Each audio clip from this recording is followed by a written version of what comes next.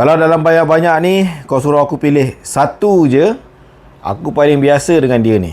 Nama model ni adalah Moranif Companion. Yang ini korang akan nampak dia bentuk ada buruk sikit sebab aku dah lama sangat dah pakai dia ni. Moranif ni dia made in Sweden. Ini dia made in Sweden, bukan kencing-kencing main cop suka-suka Beli terus dapat siap dengan sarung. Sembang sarung je tak jadi. Ini yang korang nak tengok sangat kan. Inilah geng bentuk bilah dia.